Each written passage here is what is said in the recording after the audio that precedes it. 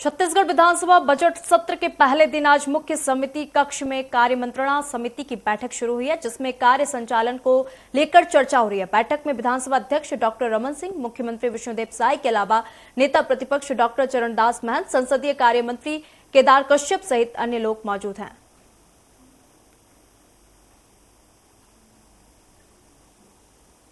विधानसभा सदस्यों ने कुल 2367 सवाल लगाए हैं। आज से 21 मार्च तक सदन चलेगा। 3 मार्च को पेश होगा छत्तीसगढ़ का बजट। 1,47,000 करोड़ से अधिक का बजट होगा। बजट सत्र के दौरान 17 बैठक आयोजित होंगी।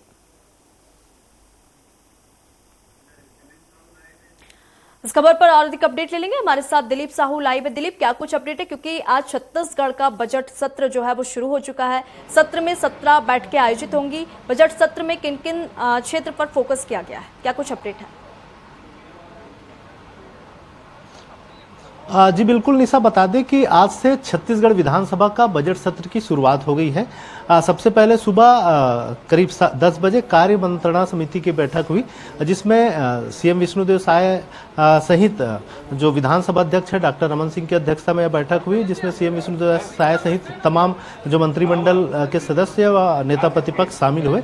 और इसमें एक सहमति बनाई गई कि किस तरह से किन किन तारीखों में कितनी समय सत्र के दौरान लोगों को दिया जाएगा, तो इसके एक कार्य का रूपरेखा तय किया गया। इसके बाद फिर सुबह 11 बजे शुरुआत हुई विधानसभा का सदन की कार्रवाई, और जिसमें मुख्य रूप से जो राज्यपाल का अभिभाषण हुआ। आज पहले दिन राज्यपाल ने सरकार की उपलब्धियों की तारीफ करते हुए कहा कि किस तरह से राज्य सरकार यहाँ काम कर रही है और जनहित ऐसी काम कर रही है। तो इस तरह से विष्णुदेव साय सरकार की विभिन्न योजनाओं, चाहे धान खरीदी का मसला हो, समर्थन मूल्य पर धान खरीदी की जा रही है, महतारी बंधन योजना के माध्यम से प्रदेश की 70 लाख महिलाओं को 1-1 हज़ार रुपये दिया जा रहा है। इसके अलावा विभिन्न योजनाओं की तारीफ करते हुए उन्होंने तमाम बातें रखी। हालांकि इस बीच में जिस तरह से उन्होंने बातें रखी कि रेलवे सहित विभिन्न सुविधाओं को लेकर जब बातें कही, तो पूर्व मुख्यमंत्री भूपेश बघेल ने तंज कसा कि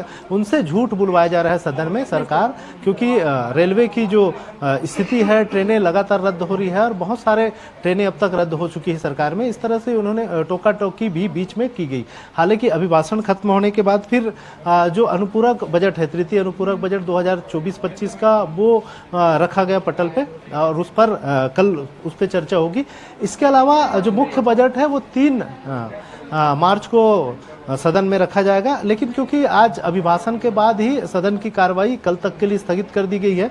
हालांकि कार्य मंत्रणा समिति के बाद सीएम विष्णुदेव साय ने कहा था कि जो कार्रवाई हुई है उसमें तमाम तरह की जो बजट आगे अभी सरकार की, उसमें पूरी समावेशी बजट होगी, लोगों की चीजों को ध्यान में रखा जाएगा, प्रदेश के विकास को ध्यान में रखा जाएगा, किसान, युवा, महिला, सभी का ध्यान इस बजट में रखा जाएगा। इस तरह की बातें उन्होंने रखी। जी बिल्कुल, क्योंकि दिलीप जी, यहाँ पे बजट सत्र जो है ये राज्यपाल के अभिभाषण के साथ शुरू हुआ है, तो राज्यपाल के अभिभाषण में क्या कुछ अहम और प्रमुख बातें थी छत्तीसगढ़ को लेकर?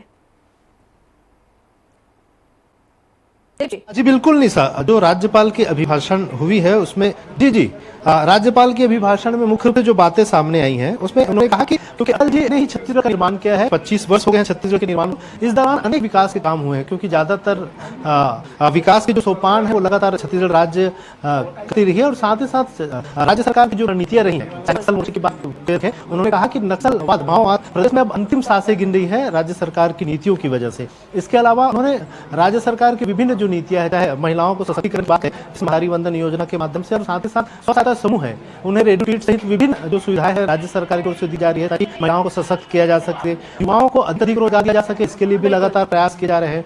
साथ ही साथ उन्होंने सरकार जितनी योजनाएं चली है, जिसमें भूमिहीन कृषि मजदूरों को लेकर योजनाएं चलाई जा रही है, दीनदयाल उपाध्याय योजना, उसकी भी तारीफ की। इस तरह से तमाम योजनाओं का जिक्र किया। साथ ही साथ कहा कि केंद्र, राज्य और अब निगमों में भी सरकार होने से, ट्रिपल इंजन की सरकार होने से विकास में और गति आएगी, विकास और नए सोपान मिलेंगे। जी बिल्कुल, दिलीप जी, यहाँ पे अगर देखा जाए तो विपक्ष भी बड़े बड़े मुद्दों को लेकर घेरेगी। हालांकि विपक्ष के मुद्दे हैं बेरोजगारी और महंगाई भत्ता को लेकर और बिजली का बिल, इन सभी मुद्दों को लेकर हालांकि विपक्ष भी सरकार को घेरने का प्रयास करेगी। 3 मार्च को जो है बजट जो है वो पेश होगा। दिलीप जी, बहुत बहुत धन्यवाद तमाम जानकारी साझा करने के लिए।